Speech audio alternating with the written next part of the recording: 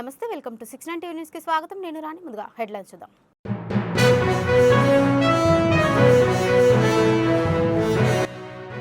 Hyderabad LB Nagar లో ఘోర విషాద ఘటన. సెల్లార్ తవ్వకాల్లో మట్టి తిప్పలు కూలి 3 మృతి, 1కి గాయాలు.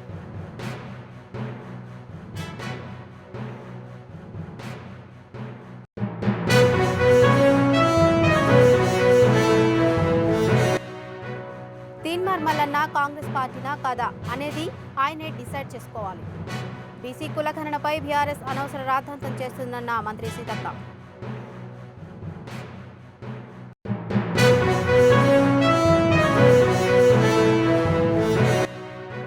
కాంగ్రెస్ ప్రభుత్వం తెలంగాణలో విద్యా వైద్యానికి పెద్దపీట వేస్తుంది.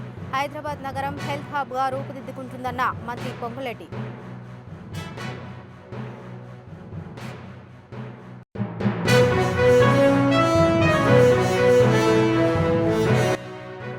బడుగు బలహీన వర్గాలకు న్యాయం చేయడమే రాహుల్ గాంధీ లక్ష్యం. కుల సర్వే చేసిన ఘనత సీఎం రేవంత్ దేనన్న కాంగ్రెస్ నేత హనుమంతరావు.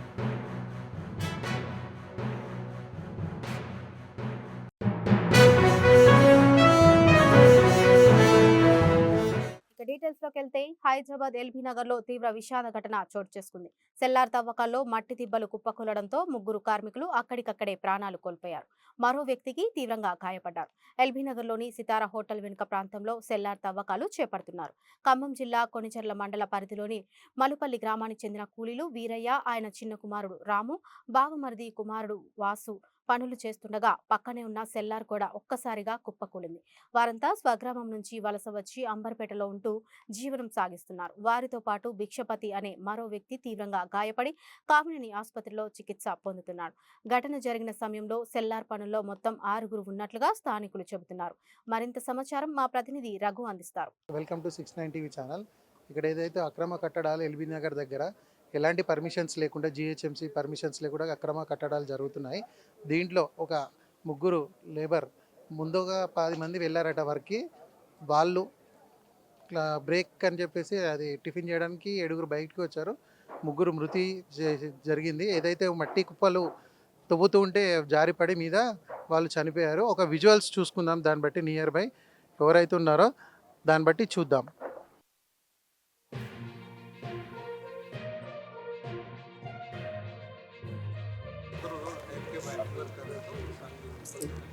బ్యాటింగ్ వర్క్ ఓన్లీ మట్టి వర్క్ చేసేవారు. అడ్డ మీద లేబర్ని తీసుకొచ్చారు. రోడ్ సూపర్ లేబర్ లేక అయితే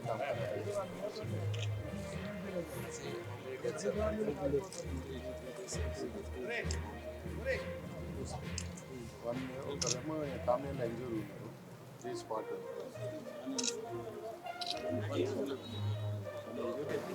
సేమ్ ఫ్యామిలీ ఎల్బీ నగర్ చౌరస్తా ఫౌండేషన్ స్టోన్ డిగింగ్ నడుస్తున్న మట్టి వాల్ కొలాప్స్ అయిపోయింది. అన్ఫార్చునేట్ ఒకరు మామూలుగా గాయాలయ్యారు. ఈ న్యూస్ వస్తేనే మనం DRF team police rescue as well as they have dead body also. మన దగ్గర చనిపోయిన వాళ్ళకి 3 పేర్లు చెప్తున్నాం. వీరయ్య గారు ఏజ్ 50, రాము గారు ఏజ్ 21, వాసు గారు ఏజ్ 21. గాయాలైన వాళ్ళు భిక్షపతి. 3 చనిపోయిన వాళ్ళు ఫ్రమ్ మల్లిపల్లి విలేజ్, ఖమ్మం డిస్ట్రిక్ట్ నుంచి ఉన్నారు. ఈ ఇన్ఫర్మేషన్ మన డిస్ట్రిక్ట్ కలెక్టర్ సార్కి, కమిషనర్ సార్కి, గారికి ఇవ్వడం జరిగింది. వాళ్ళు ఉచిత ప్రకారంగా యాక్షన్ తీసుకోవడం ప్రామిస్ ఇవ్వడం జరిగింది. మన లెవెల్లో నెగ్లిజెన్స్ కనపడుతుంది. సో అది ఐదం తీసుకొని పోలీస్ కంప్లైంట్ ఇప్పటివరకు న్యూస్ అది మనం డిక్లేర్ చేయడానికి లేదు. పొలిటికల్ పర్సన్స్ వాళ్ళ దృష్టికి తీసుకోగలుగుతాం. అది రిపోర్ట్ పంపిస్తాను. బిల్డింగ్ పర్మిషన్ ఇస్తే హెడ్ క్వార్టర్ నుంచి ఇచ్చిన బిల్డింగ్ పర్మిషన్ కాపీ కూడా ఇవ్వడం జరిగింది. 2 సెల్లర్స్ ప్లస్ 5 ఫ్లోర్స్ అట్లా పర్మిషన్ మీకు పర్మిషన్ కాపీ కూడా ఇస్తాం. సేఫ్టీ మెజర్స్ నెగ్లిజెన్స్ వల్లనే ఇన్సిడెంట్ అయింది అని మన ప్రైమరీ అధికారుల మీద కూడా ఏమైనా చర్యలు తీసుకున్నారు? జనరల్ గా బిల్డింగ్ కస్టమర్ సెల్ఫ్ ఎఫెక్ట్ మనం labour precautions and safety follow చేస్తాం. ఎవరైనా ఫాలో చేయలేకపోతే వాళ్ళ మీద ఖచ్చితంగా చర్య తీసుకుంటాం. ఇక్కడ ఎప్పటి నుంచో చేస్తారు సార్, పండుగ అవతలు చేసిరు, మళ్ళీ ఈరోజు పొద్దున 8 గంటలకే వచ్చిరు సార్, పని ఉందని చెప్తే. ఇప్పుడు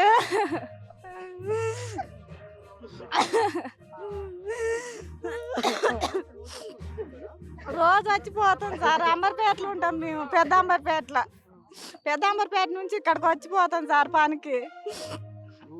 మేము కూడా వచ్చినాం సార్, వస్తే 2 రోజులు చేసినాం, మళ్ళీ పనికి 3 రమ్మన్నారు అని వాళ్ళు 3 ఈరోజు వచ్చిర్రు సార్. బాబాయ్ అవుతాడు సార్, వీరయ్య బాబాయ్ అవుతాడు, ఇంకిద్దరు తమ్ముడు కొడుకు అవుతాడు, ఒక ఆయన వాసు వాళ్ళ తమ్ముడు సార్. ఈయన తీన్మార్ మల్లన్న కాంగ్రెస్ పార్టీనా కదా అనేది ఆయన డిసైడ్ చేసుకోవాలని, ఆయన గెలవడం కోసం మేమంతా కష్టపడ్డామని మంత్రి సీతక్క ఆసక్తికర వ్యాఖ్యలు చేశారు. తలసాని శ్రీనివాస్ యాదవ్, పద్మారావులు కుల సర్వేలో ఎందుకు పాల్గొనలేదని మంత్రి ప్రశ్నించారు. సర్వేలో పాల్గొనని వారు కులగణనపై మాట్లాడే అర్హత లేదన్నారు సీతక్క. బీఆర్ఎస్ పార్టీలో బీసీలకు ఎందుకు వర్కింగ్ ప్రెసిడెంట్ ఇవ్వలేదన్నారు. దేశ స్వాతంత్ర్యం వచ్చాక మొదటిసారి తెలంగాణలో కులగణన జరిగిందన్నారు మంత్రి సీతక్క. మా పార్టీ కాదా ఆయన డిసైడ్ చేసుకోవాలి. ఇప్పుడు నా బాధ, ఎందుకంటే నేను కూడా మల్లన్న కోసం చాలా కష్టపడ్డాం, పనిచేసినాం.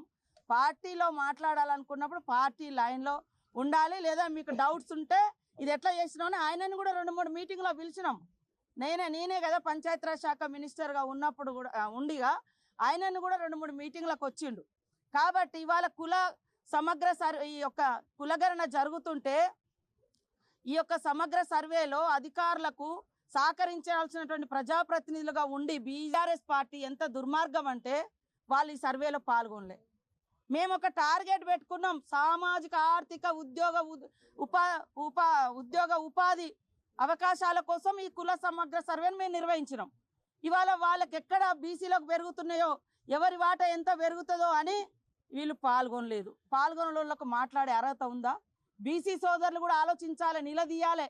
ఎందుకు వాళ్ళు పాల్గొనలేదు? వాళ్ళు అంటే దీన్ని తగ్గించాలనే కదా, ఈ యొక్క కుల సమగ్ర సర్వేను ఉనికిలోకి రానియకుండా చేయాలనే కదా. అలాంటి వాళ్ళు వచ్చి వాళ్ళు మాట్లాడుతున్నారు బీసీల కోసం. బీసీ సోదరులు అంతకుముందే మాట్లాడారు, తోడేళ్ళు వచ్చి గొర్రెలను కాపాడుతామంటే ఎవరైనా గొర్రెలు నమ్ముతాయా? నేను గొర్రెనే కావచ్చు, కానీ నాకంటూ ఒకటి ఉన్నది. కానీ తోడేళ్ళ మీద డిపెండ్ అయి బతికే అంత దారుణమైన పరిస్థితి ఈ రాష్ట్రంలో ఏ వర్గాలకు లేదు.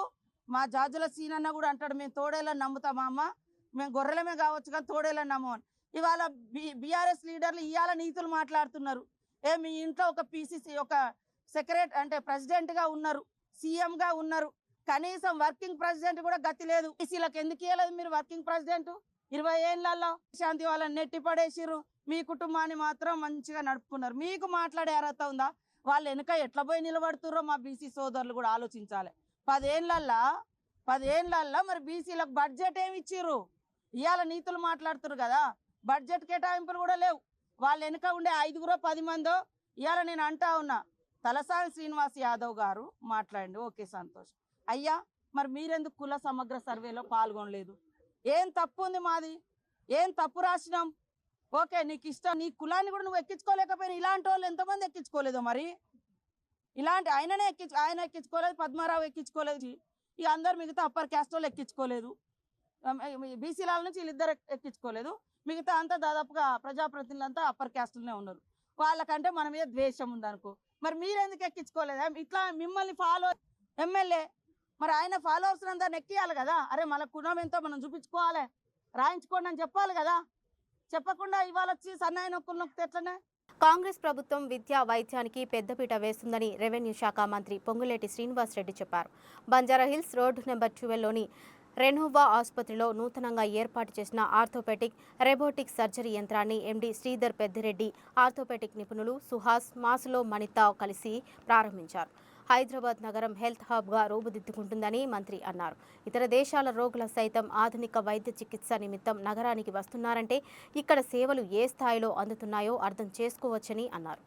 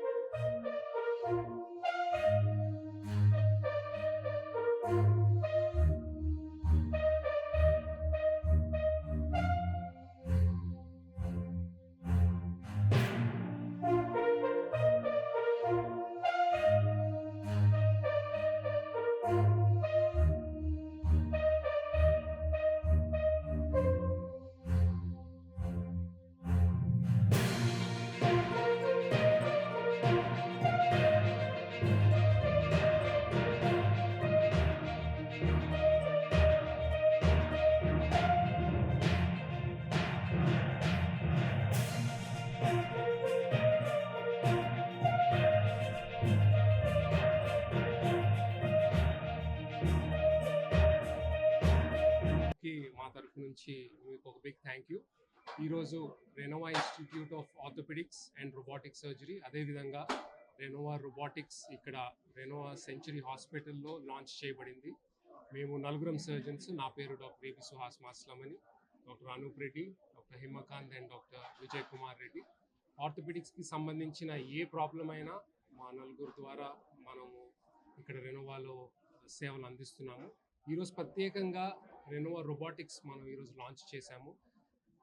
మీడియా ద్వారా మేము అందరికీ చెప్పేది ఏంటంటే, నెక్స్ట్ 100 సర్జరీస్ ఏదైతే మేము ఇక్కడ రెనోవా హాస్పిటల్లో చేయబోతున్నామో, రోబోటిక్స్కి ఏ ఛార్జ్ లేకుండా 1 lakh ఏదైతే ఎక్స్ట్రా ఛార్జ్ చేస్తామో అది కంప్లీట్గా తీసేసి ఓన్లీ మాన్యువల్ సర్జరీ ప్రైస్కి మేము ఇక్కడ నీ రీప్లేస్మెంట్ చేయబోతున్నాము. సో ప్రజలందరికీ ఇది ఒక ఇన్విటేషన్. మీరు ఎవరైతే మీకు ఎక్స్ట్రా ఖర్చు అని అనుకొని సర్జరీస్ చేయించుకున్న వాళ్ళు ఉంటారో వాళ్ళందరికీ ఇది ఒక మంచి ఆపర్చునిటీ. మీరు ఇక్కడ హాస్పిటల్కి రావచ్చు. ఇక్కడికి వచ్చి మీరు ఈ సదుపాయాన్ని మీరు సద్వినియోగం చేసుకోవాలని కోరుకుంటున్నాను. చెప్పినట్టు ఇది మోస్ట్ అడ్వాన్స్డ్ రోబోటిక్, ఎందుకంటే ఇది గత 18 years నుంచి ఇది మార్కెట్లో ఉంది.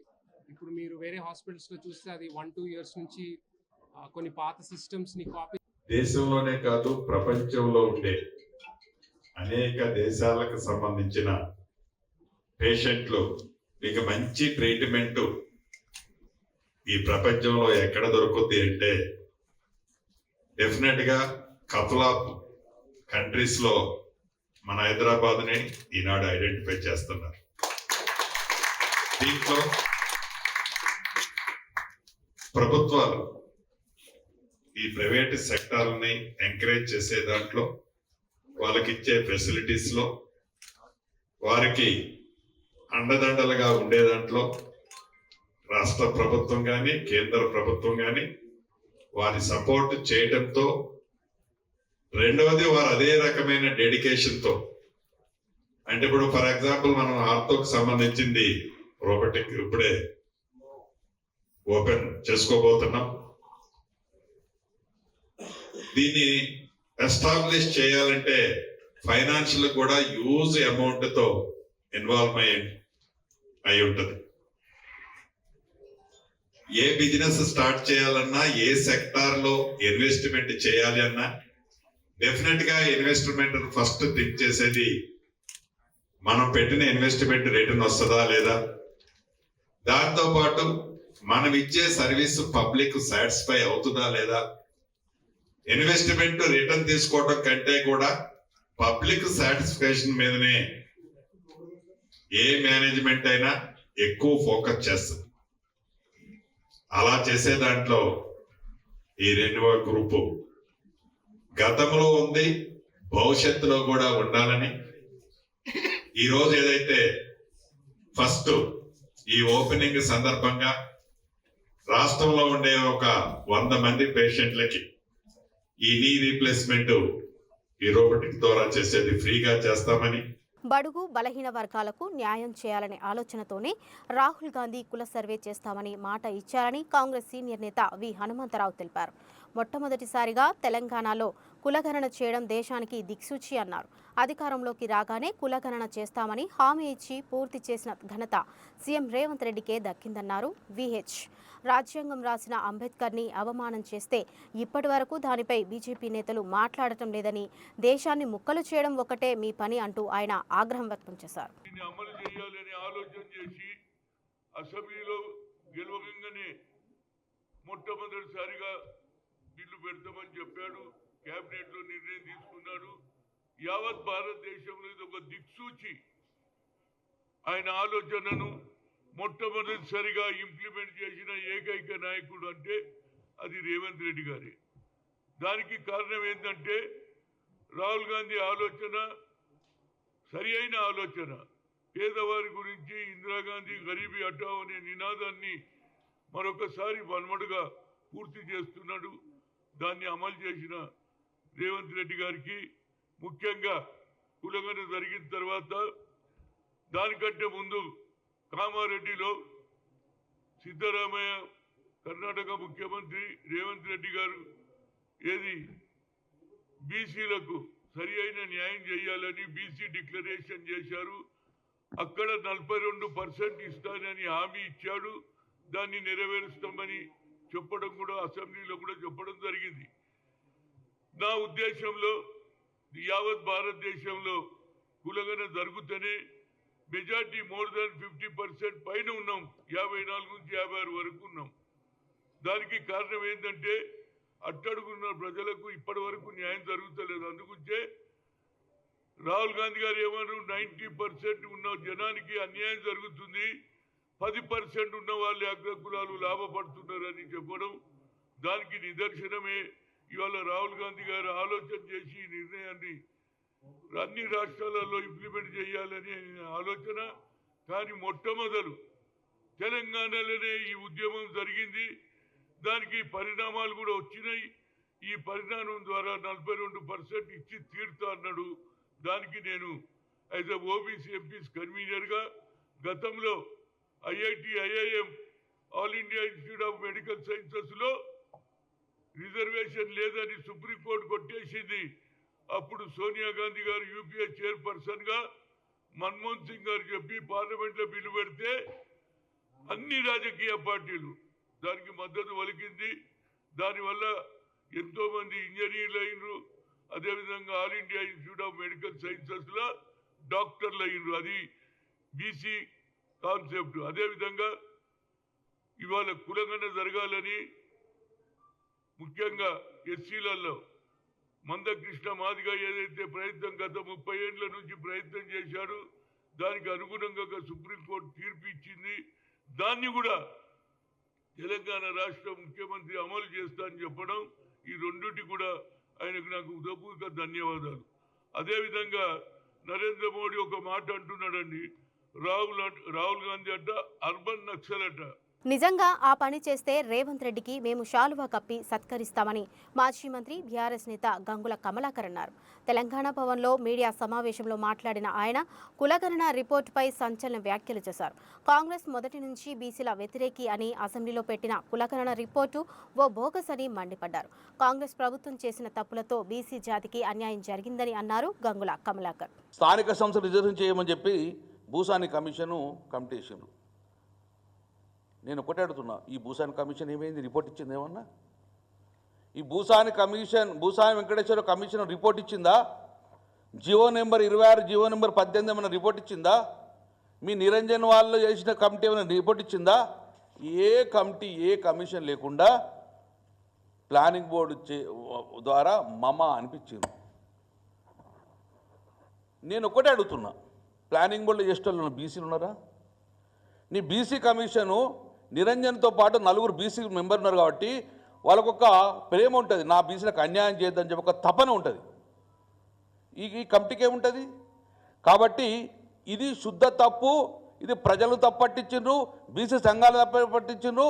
ఈరోజు అసెంబ్లీలో కూడా చర్చ జరిగి అసెంబ్లీలో తప్పు పట్టేసి అసెంబ్లీలో చర్చ దాన్ని జీవో ఇవ్వకుండా మళ్ళీ కొత్త ప్లానింగ్ బోర్డు ద్వారా ఇవ్వడం వలన తప్పల తడకగా ఈరోజు ఎనిమినేషన్ చేసిండ్రు. 2011లో ఏదైతే సెన్సస్ జరిగిందో గాంధీలకే పోయి వచ్చింది, వాళ్ళకి వేరే కొత్త తెలివై వాళ్ళకి ఏం చేస్తారు. సగానికి కూడా వీళ్ళు ఎక్కడంగా కులగన్న కోసం ఇళ్ళకి పోలేదు, ఇది వాస్తవము. కాబట్టి నేను ఒక్కటే ఏం చెప్తున్నా అంటే, మీరు చేసిన తప్పుల వలన మా యొక్క జాతికి అన్యాయం చేసిండ్రు. నిన్న బుల్డోజ్ చేసే ప్రయత్నం చేసిండ్రు అసెంబ్లీలో. ఎక్కడున్నాయి మీకు బీసీ శాతం 52 అని ఎవరు చెప్పారు, మీకు 51 ఎవరు చెప్పారు అని చెప్పి బుల్డోజ్ చేసే ప్రయత్నం చేసింది ముఖ్యమంత్రి గారిని ఉత్తమ్ కుమార్ రెడ్డి గారు. అంటే నువ్వు బుల్డోజ్ చేసి బెదిరిస్తే మేము ఒప్పుకున్నది, మేము గొర్రెలం ఏమన్నా ఊపుకుంటా బయటకు వస్తాం అనుకుంటున్నావా? 52%, 56%, 55% ఎక్కడున్నది రిపోర్ట్ అన్నారు. దానికి అనుగుణంగా నేను కూడా మీకు కొట్టి చెప్తా, ఇవన్నీ మీకు కాగితాలు ఇస్తా. వాళ్ళు చెప్పిన ప్రకారం ఏమున్నది, 3,54,00,000 మంది మాత్రమే పాల్గొన్నారు, మొత్తం 3,70,00,000 మంది ఉన్నారు అని అన్నారు. ఇక కొంతమంది మా మంత్రి గారు చెప్తారు, కొంతమంది ఇళ్ళలో కొంత కుక్కలు ఇచ్చి పెట్టిరు సార్ అంటాడు. కుక్కలు ఇచ్చి పెట్టడం రాలేదన్నాడు. ఇది ప్రభుత్వం యొక్క సమాధానం. ఇది ఎవరు తప్పు పట్టారు? సెన్సెస్ ఇది తప్పు పట్టరు ఎవరు. 2011లో సెన్సస్ జరిగింది, దాని తర్వాత జరగలే. 2000 సెన్సస్లో క్లియర్గా ఏమిచ్చింది, పోర్టల్ ఉంది, మీరు వెబ్సైట్లో ఉంటుంది, మీరు చూసుకోవచ్చు. తెలంగాణ పోర్టల్ ఉంది. తెలంగాణ పోర్టల్ ఏం చెప్పినట్టు క్లియర్గా, ఈ యొక్క 2 జూన్ నాడు రాష్ట్రం ఏర్పడ్డది. 1,12,077 స్క్వేర్ మీటర్ల భూమి ఉన్నది. ఈ జనాభా 3,50,03,674 మంది జనాభా ఉన్నది అని క్లియర్గా ఇచ్చింది, ఎవరు తప్పలేరు. దీంతో పాటు గత చరిత్ర మొత్తం చూస్తే కూడా అందులో ఎక్కడ చూసినా కూడా క్లియర్ రాసింది. అసెంబ్లీలో ఎస్సీ వర్గీకరణ బిల్లును పాస్ చేసినందుకు రాష్ట్ర ప్రభుత్వానికి ఎంఆర్పీఎస్ నాయకులు మాజీ మంత్రి మోత్కుపల్లి నరసింహులు ధన్యవాదాలు తెలిపారు. ట్యాంక్ బండ్ అంబేద్కర్ విగ్రహానికి నివాళులు అర్పించిన ఆయన మాదిగల ఎన్నో ఏళ్ల కలను ముఖ్యమంత్రి రేవంత్ రెడ్డి సాకారం చేశారని తెలిపారు. వర్గీకరణ ద్వారానే దళితులకు రాజ్యాధికారం దక్కుతుందని నిన్న అసెంబ్లీలో చెన్నూరు ఎమ్మెల్యే వివేక్ వెంకటస్వామి మాట్లాడిన తీరు అభినందనీయమన్నారు. మాల సోదరులు కలిసి వస్తే సమిష్టిగా అభివృద్ధి చెందవచ్చని చెప్పారు మోత్కుపల్లి నరసింహులు. 70 ఏళ్ల కాలంలో రాలే, మాదిగలే కాదు వాళ్ళకు కూడా రావాల్సినటువంటి అవసరం ఉంది. ఇవన్నీ మానవత్వం కలిగినటువంటి మాదిగలు ఆలోచించాల్సిన అవసరం ఉంది. రాబోయే కాలంలో అన్నదమ్ముల గతంలో ఏ విధంగా ఉన్నామో ఆ విధంగా మనం పనిచేయాలి. సోదరులారా చెప్తా, ముఖ్యంగా మీరు గమనించాలి. నేను చుండూరులో మాలలు చచ్చిపోయారు. చుండూరులో వాళ్ళు చంపారు. ఆ చంపిన దాంట్లో ఎవరు చెప్పండి? ఆమరణ నిరాహార దీక్ష చేసినటువంటి మోత్కుపల్లి నరసింహులు బాధ్యతలు చచ్చిందంతా మాలవ.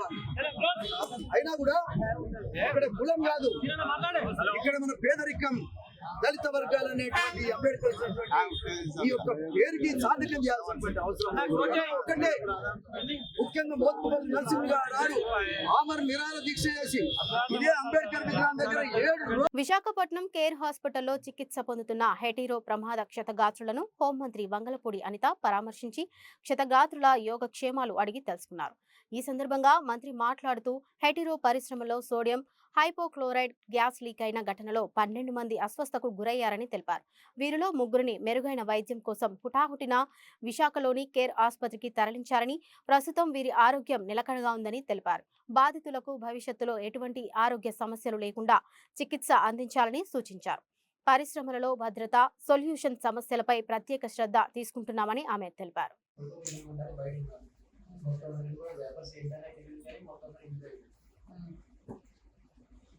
అక్కడ షిఫ్ట్ ఉన్నారా? షిఫ్ట్ వాళ్ళు ఉన్నారా?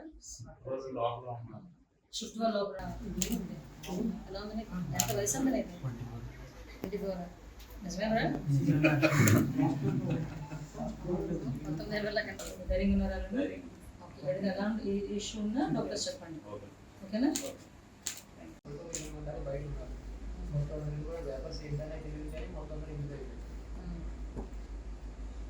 అక్కడ షిఫ్ట్ ఉన్నారా? షిఫ్ట్ వాళ్ళు ఉన్నారా? షిఫ్ట్ వాళ్ళు లోపల ఉన్నారు.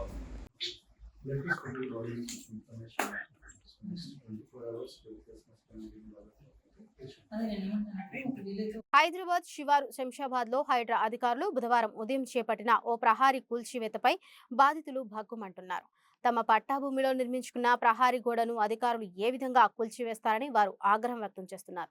శంషాబాద్ వద్ద ఔటర్ రింగ్ రోడ్డు పక్కన సర్వే నెంబర్ 601, 602లోని తమ పట్టాభూమిలో ప్రహారీ గోడ నిర్మించుకుంటే హైడ్రా అధికారులు తమకు ఎలాంటి నోటీసు ఇవ్వకుండా తెల్లవారుజామున కూల్చివేశారని బాధితులు సురేందర్ రెడ్డి, రవీందర్ రెడ్డి ఆరోపించారు. ఈ విషయంపై న్యాయ పోరాటం చేస్తామని వారు తెలిపారు. శంషాబాద్ లో గల సర్వే నెంబర్ 601-2లో నా పేరు మీద మా రవీందర్ రెడ్డి మా ఫ్రెండ్ మీద ఇద్దరు మేము కలిసి 2006లో ల్యాండ్ కొన్నాము. దానికి సంబంధించి మేము అన్ని డాక్యుమెంట్లు మాకు ఉన్నాయి. మేము పట్టా భూమి, ఇది ప్రైవేట్ ప్రాపర్టీ, అది గవర్నమెంట్ ల్యాండ్ కాదు. ఇది వెనకాల ప్లాట్ అతను ఆయనకు రోడ్ లేదనేసి మా మీద అగ్నెస్ట్గా ఏదో కంప్లైంట్ చేసిండు అనేసి వచ్చేసి మా కాంపౌండ్ వాళ్ళంతా డిస్మెంటల్ చేసి హైడ్రా అని చెప్పారు.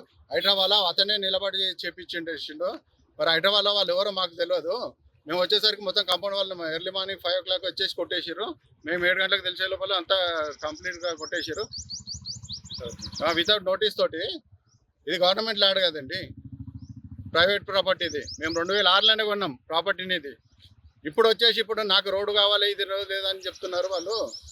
మాకు చాలా ఇబ్బంది. పోలీసు వాళ్ళు కూడా మాకు సహకరిస్తలేరు. మేము కూడా కంప్లైంట్లు ఇచ్చినాము, ఆల్రెడీ కోర్టులో ఫైల్ చేసినాము దీనికోసము. ఓకే, ప్రైవేట్ భూమిలోకి ఇచ్చి మేము రోడ్ ఎట్లా ఇస్తామండి? మా సొంత పొలంలోకి ఇచ్చి మేము ఎట్లా ఇస్తాము? మీకు ఏదైనా నోటీస్ ఇచ్చారు? మాకు వితౌట్ నోటీస్ అస్సలు ఇవ్వలేదు. మాకు నోటీస్ ఇస్తే చూపిమనండి. నోటీస్ కూడా ఇస్తే మాకు నాలెడ్జ్ లేకుంటే ఎట్లా కొట్టేస్తే ఎట్లా? అంటే సామాన్యులకు ఇక రక్షణ లేదు కదా.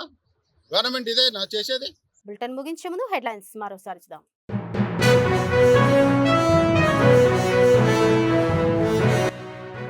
హైదరాబాద్ ఎల్బీ నగర్ లో ఘోర విషాద ఘటన. సెల్లార్ తవ్వకాల్లో మట్టి తిప్పలు కూలి 3 మృతి, 1కి గాయాలు.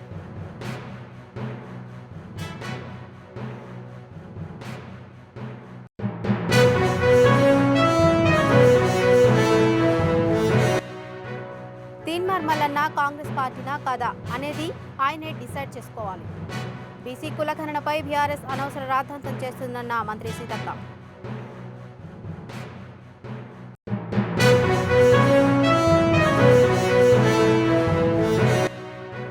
కాంగ్రెస్ ప్రభుత్వం తెలంగాణలో విద్యా వైద్యానికి పెద్దపీట వేస్తుంది. హైదరాబాద్ నగరం హెల్త్ హబ్ గా రూపుదిద్దుకుంటుందన్న మంత్రి పొంగులేటి.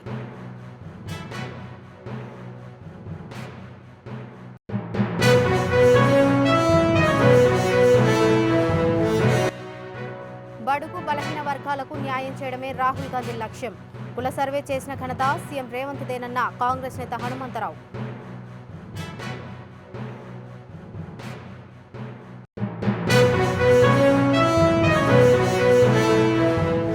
ఇవి ఇప్పటివరకు అప్డేట్స్. మరిన్ని అప్డేట్స్ కోసం చూస్తూనే ఉండండి 69 టీవీ న్యూస్.